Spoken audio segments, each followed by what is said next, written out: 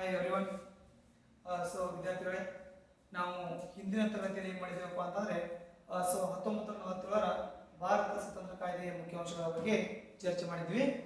So ನಾವು ಇನ್ನೊಂದು ಮುಖ್ಯವಾಗಿರ್ತಕ್ಕಂಥ ಪ್ರಶ್ನೆ ಬಗ್ಗೆ ಇವತ್ತು ಚರ್ಚೆ ಮಾಡೋಣ. ಆ ಪ್ರಶ್ನೆ ಯಾವುದಪ್ಪ ಅಂತಂದರೆ ಮತದಾರರ ಗುರುತಿನ ಚೀಟಿಯಿಂದ ಆಗ್ತಕ್ಕಂಥ ಅನುಕೂಲಗಳ ಬಗ್ಗೆ ನಾವೇನು ಮಾಡೋಣ ಈ ಒಂದು ಕ್ಲಾಸ್ನಲ್ಲಿ ಡಿಸ್ಕಸ್ ಮಾಡೋಣ. ಸೊ ನೋಡ್ರಿ, ಈ ಮತದಾರರ ಗುರುತಿನ ಚೀಟಿ ಅಂತಂದ್ರೆ ಏನು ನೋಡ್ರಿ. ಹಿಂದೆ ಚುನಾವಣೆ ಸಮಯದಲ್ಲಿ ಏನಾಗಿತ್ತಪ್ಪ ಅಂತಂದ್ರೆ ಚುನಾವಣೆ ನಡೀತಕ್ಕಂಥ ಭ್ರಷ್ಟಾಚಾರ ಆಗಿರ್ಬೋದು, ಅಕ್ರಮಗಳಾಗಿರ್ಬೋದು, ಈ ನಕಲಿ ಮತದಾನ ನಡೀತಿದ್ದಲ್ಲ, ಆ ನಕಲಿ ಮತದಾನವನ್ನು ತಡೆಗಟ್ಟತಕ್ಕಂಥ ಉದ್ದೇಶದಿಂದ ಏನ್ ಮಾಡಿದ್ರು, ಸೊ ಈ ಗುರುತಿನ ಚೀಟಿಯನ್ನು ಏನ್ ಮಾಡಿದ್ರು, ಟಿ.ಎನ್. ಶೇಷನ್ ಅವರು, ಯಾರು ಚುನಾವಣಾ ಆಯುಕ್ತರಾಗಿರ್ತಕ್ಕಂಥ ಶ್ರೀ ಟಿ.ಎನ್.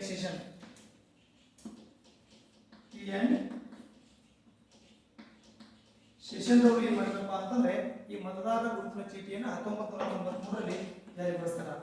ಯಾವಾಗಪ್ಪ ಅಂತಂದ್ರೆ ಈ ಮತದಾನ ನಡೀತಕ್ಕಂಥ ಅಕ್ರಮ ಆಗಿರ್ಬೋದು, ಭ್ರಷ್ಟಾಚಾರ ಆಗಿರ್ಬೋದು ಮತ್ತು ಈ ನಕಲಿ ಮತದಾನಗಳನ್ನು ತಡೆಗಟ್ಟತಕ್ಕಂಥ ಉದ್ದೇಶದಿಂದ ಚುನಾವಣಾ ಮುಖ್ಯ ಆಯುಕ್ತರಾಗಿರ್ತಕ್ಕಂಥ ಟಿ.ಎನ್. ಶೇಷನ್ ಅವರು 1933ರಲ್ಲಿ ಈ ಮತದಾರರ ಗುರುತಿನ ಚೀಟಿಯನ್ನ ಜಾರಿಗೊಳಿಸಿದ್ರು. ಆದ್ರೆ ಏನಾಯ್ತಪ್ಪ ಅಂದ್ರೆ ಈ ಮತದಾರರ ಗುರುತಿನ ಚೀಟಿ ಅಂತಕ್ಕಂಥದ್ದು ಕಡ್ಡಾಯವಾಗಿ ಚುನಾವಣೆಯಲ್ಲಿ ಜಾರಿಗೆ ಬರಲಿಲ್ಲ. ಆದ್ರೆ ನೆಕ್ಸ್ಟ್ ಏನ್ ಮಾಡ್ತಾರೆ ಅಂದ್ರೆ ಇನ್ನೊಬ್ಬ ಚುನಾವಣಾ ಆಯುಕ್ತರಾಗಿರ್ತಕ್ಕಂಥ ಶ್ರೀ ಎಂ.ಎಸ್. ಗಿಲ್ ಅವರು, ಯಾರು ಎಂ.ಎಸ್. ಗಿಲ್ ಅವರು ಏನ್ ಮಾಡ್ತಾರಪ್ಪ ಅಂತಂದ್ರೆ ಮತದಾರರ ಗುರುತಿನ ಚೀಟಿಯನ್ನ ಕಡ್ಡಾಯಗೊಳಿಸಿದ್ರು. ಈ ಒಂದು ಮತವನ್ನು ಚಲಾವಣೆ ಮಾಡಕ್ ಬರ್ತಕ್ಕಂಥ ಪ್ರತಿಯೊಬ್ಬ ಮತದಾರನು ಕೂಡ ಆ ಮತದಾರರ ಗುರುತಿನ ಚೀಟಿಯನ್ನ ತೆಗೆದುಕೊಂಡು ಮತದಾನವನ್ನು ಚಲಾವಣೆ ಮಾಡಬೇಕಂತೇಳಿ ಕಡ್ಡಾಯಗೊಳಿಸಿದ್ರು. ಅಷ್ಟಕ್ಕೂ ನಿಮ್ಗೆ ಈ ಒಂದು ಪ್ರಶ್ನೆ ಮೇಲೆ ಇನ್ನೊಂದು ಪ್ರಶ್ನೆ ಬರ್ತದೆ. ಯಾವ್ದಪ್ಪ ಅಂತಂದ್ರೆ 2 ಅಂಕಕ್ಕೆ ಇನ್ನೊಂದು ಪ್ರಶ್ನೆ ಆಗುತ್ತೆ. ಯಾವ್ದಪ್ಪ ಅಂತಂದ್ರೆ ಮತದಾರರ ಗುರುತಿನ ಚೀಟಿ ಎಂದರೇನು? ಸೊ ಮತದಾರರ ಗುರುತಿನ ಚೀಟಿ ಅಂತಂದ್ರೆ ಮತದಾರನ ಹೆಸರು, ವಯಸ್ಸು, ಲಿಂಗ, ಜನ್ಮಸ್ಥಳ, ವಿಳಾಸವನ್ನು ಒಳಗೊಂಡಿರ್ತಕ್ಕಂಥ ಗುರುತಿನ ಚೀಟಿಗೆ ಏನ್ ಕರಿತೀವಿ ಅಂತಂದ್ರೆ ನಾವು ಮತದಾರರ ಒಂದು ಗುರುತಿನ ಚೀಟಿ ಅಂತ ಹೇಳಿ ಕರಿತೀವಿ. ಸೊ ಈ ಮತದಾರರ ಗುರುತಿನ ಚೀಟಿಯನ್ನು ಚುನಾವಣೆಯ ಸಮಯದಲ್ಲಿ ಬಳಕೆ ಮಾಡೋದ್ರಿಂದ ಏನೆಲ್ಲ ಅನುಕೂಲಗಳಾಗಪ್ಪ, ಏನೆಲ್ಲ ಲಾಭಗಳದಾವ ಅಂತ ಕೇಳಿದ್ರೆ ಮೊದಲನೇದಾಗಿ ಏನಾಗ್ತಂದ್ರೆ ನಕಲಿ ಮತದಾನವನ್ನ ತಡೆಗಟ್ಟುತ್ತದೆ. ಸೊ ಈ ಮತದಾರರ ಗುರುತಿನ ಚೀಟಿಯನ್ನ ಚುನಾವಣೆ ಸಮಯದಲ್ಲಿ ನಾವು ಬಳಕೆ ಮಾಡೋದ್ರಿಂದ ನಕಲಿ ಮತದಾನವನ್ನ ತಡೆಗಟ್ಟಕ ಸಹಾಯಕ ಆಗುತ್ತದೆ. ನೋಡಿ, ಮುಂಚಿತವಾಗಿ ಏನ್ ಮಾಡ್ತಾರೆ, ಒಬ್ರು 2 ಮತ ಚಲಾವಣೆ ಮಾಡೋದು, 3 ಮತ ಚಲಾವಣೆ ಮಾಡೋದು, ಈ ರೀತಿಯಾಗಿರ್ತಕ್ಕಂಥ ಅಕ್ರಮಗಳನ್ನು ಏನ್ ಮಾಡ್ತಾರೆ ಚುನಾವಣೆಗಳಲ್ಲಿ ನಡೆಸ್ತಿದ್ರು.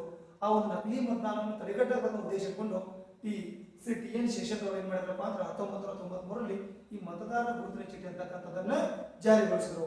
ಇದರ ಮೊದಲನೇ ಉಪಯೋಗ ಏನಾಗುತ್ತೆ ಅಂದ್ರೆ ನಕಲಿ ಮತದಾನವನ್ನು ಚುನಾವಣೆಗಳಲ್ಲಿ ತಡೆಗಟ್ಟುತ್ತದೆ. ಸೊ ಎರಡನೇದು ಏನಪ್ಪಾ ಅಂದ್ರೆ ಈ ನಕಲಿ ಮತದಾನವನ್ನು ತಡೆಗಟ್ಟಿ ನಿಜವಾದ ಮತದಾರ ಏನ್ ಮಾಡಬಹುದು, ಚುನಾವಣೆಯಲ್ಲಿ ಮತವನ್ನು ಚಲಾವಣೆ ಮಾಡಕ ಈ ಮತದಾರರ ಗುರುತಿನ ಚೀಟಿಯಿಂದ ಅವಕಾಶ ಆಗುತ್ತಾ ಮತ್ತು ಅನುಕೂಲವಾಗುತ್ತಾ. ನೋಡ್ರಿ, ಈ ಒಂದು ನಕಲಿ ಮತದಾನ ತಡೆಗಟ್ಟಿ ನಿಜವಾದ ಮತದಾರ ಮತ ಚಲಾವಣೆ ಮಾಡಕ್ಕೆ ಅವಕಾಶ ಮಾಡಿಕೊಡೋದು ಯಾವುದು? ಸೊ ಇದು ಮತದಾರರ ಒಂದು ಗುರುತಿನ ಚೀಟಿ. ಇನ್ನೊಂದು ಚುನಾವಣೆಗಳನ್ನು ನ್ಯಾಯಯುತವಾಗಿ ನಡೆಸಲಿಕ್ಕೆ ಏನಾಗುತ್ತಾ ಈ ಮತದಾರರ ಗುರುತಿನ ಚೀಟಿಯಿಂದ ಸಹಾಯ ಆಗುತ್ತಾ.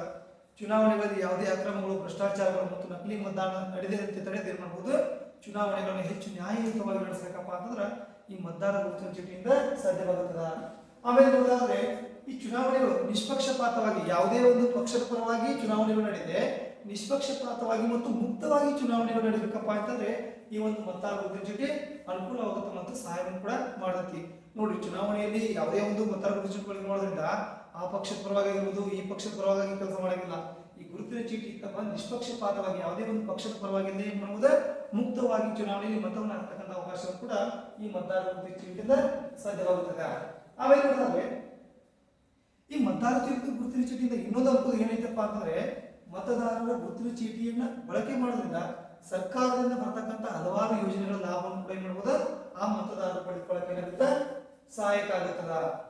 ಇಷ್ಟೆಲ್ಲ ಅನುಕೂಲ ಇರತಕ್ಕಂಥ ಮತದಾರರ ಗುರುತಿನ ಚೀಟಿಯನ್ನ ನಿಮ್ಗೆ ಒಂದು ಭಾಷೆ ಕೇಳ್ತಾರ, ಜಾರಿಗೊಳಿಸಿದವರು ಯಾರು ಅಂತ ಕೇಳ್ತಾರ. ಸೊ 1993ರಲ್ಲಿ ಟಿ.ಎನ್. ಶೇಷನ್ ಅವರು ಏನ್ ಮಾಡಿದ್ರಪ್ಪ ಅಂದ್ರೆ ಮತದಾರರ ಗುರುತಿನ ಚೀಟಿಯನ್ನ ಜಾರಿಗೊಳಿಸಿದ್ರು. ಅದು ಕಡ್ಡಾಯವಾಗಿ ಜಾರಿ ಆಗಲಿಲ್ಲ. ಮುಂದೆ ಬಂದಿರತಕ್ಕಂಥ ಚುನಾವಣೆ ಯಾರು ಮಾಡ್ತಾರೆ, ಶ್ರೀ ಎಂ.ಎಸ್. ಗಿಲ್ ಅವರು ಏನ್ ಮಾಡ್ತಾರೆ, ಮತದಾರರ ಗುರುತಿನ ಚೀಟಿಯನ್ನ ಕಡ್ಡಾಯವಾಗಿ ಜಾರಿಗೊಳಿಸ್ತಾರ. ಇಷ್ಟೆಲ್ಲ ಅನುಕೂಲ ಇರತಕ್ಕಂಥ ಮತದಾರರ ಚೀಟಿಯಲ್ಲಿ ಸೊ ನಿಮ್ಗೆ ಇನ್ನೊಂದು ಕ್ವಶನ್ ಬರುತ್ತೆ. ಮತದಾರರ ಗುರುತಿನ ಚೀಟಿ ಮೇಲೆ 1 ಮಾರ್ಕ್ಸ್ ಅಥವಾ ಒಂದೇಶಿ ಬದಲಾಗಿರ್ಬೋದು ಅಥವಾ ಬಹು ಆಯ್ಕೆ ಪ್ರಶ್ನೆಗಳು ಅಂತ ಕೇಳ್ತಾರ. ಎಪಿಕ್ ಅನ್ನು ವಿಸ್ತರಿಸಿ, ಯಾವುದು ಈ ಎಪಿಕ್ ಅನ್ನು ವಿಸ್ತರಿಸಿ ಅಂತ ಕೇಳ್ತಾರ. ಸೊ ಇದು ನೀವು ಕನ್ನಡದಲ್ಲಿ ಮತದಾರರ ಗುರುತಿನ ಚೀಟಿ, ಯಾವುದು ಮತದಾರರ ಗುರುತಿನ ಚೀಟಿ ಅಂತ ನಾವು ಕರಿತೀವಿ. ಸೊ ಇಷ್ಟ ಆದರೆ ನಿಮ್ಗೆ ಈ ಮತದಾರ ಗುರುತಿನ ಚೀಟಿಯಿಂದ ಆಗ್ತಕ್ಕಂಥ ಅನುಕೂಲಗಳನ್ನ ಈ ಕ್ಲಾಸ್ನಲ್ಲಿ ನೋಡ್ತೀವಿ. ಸೊ ನೆಕ್ಸ್ಟ್ ಏನು ಮಾಡೋಣಪ್ಪ ಅಂದ್ರೆ ಮುಂದಿನ ಕ್ಲಾಸಲ್ಲಿ ನಾವು ವಿದ್ಯುನ್ಮಾನ ಮತಯಂತ್ರದಿಂದ ಆಗ್ತಕ್ಕಂಥ ಅನುಕೂಲಗಳು ಮತ್ತು ಉಪಯೋಗಗಳನ್ನ ನೆಕ್ಸ್ಟ್ ಕ್ಲಾಸಲ್ಲಿ ನೋಡೋಣ. ಸೊ ಈ ಕ್ಲಾಸ್ ಇಷ್ಟ ಆಗಿತ್ತಪ್ಪ ಅಂದ್ರೆ ನಮ್ಮ ಚಾನಲ್ ಸಬ್ಸ್ಕ್ರೈಬ್ ಮಾಡ್ರಿ. ಸೊ ಅದ್ರ ಪಕ್ಕ ಬರ್ತಕ್ಕಂಥ ಬೆಲ್ ಬಟನ್ ಒತ್ತೋದು ಮರೆಯಬೇಡ್ರಿ. ಸೊ ಕೊನೆಗೆ ಇಷ್ಟ ಆಯ್ತು ಅಂದ್ರೆ ಈ ಒಂದು ನಮ್ಮ ಕ್ಲಾಸ್ಗೆ ಲೈಕ್ ಅನ್ನು ಮಾಡ್ರಿ. ಮುಂದಿನ ಕ್ಲಾಸ್ ಮಾಡೋಕ್ಕೆ ನಮ್ಗೆ ಕೂಡ ಪ್ರೋತ್ಸಾಹ ಮಾಡೋದಾಗುತ್ತೆ. ವಿದ್ಯಾರ್ಥಿಗಳು ಥ್ಯಾಂಕ್ ಯು.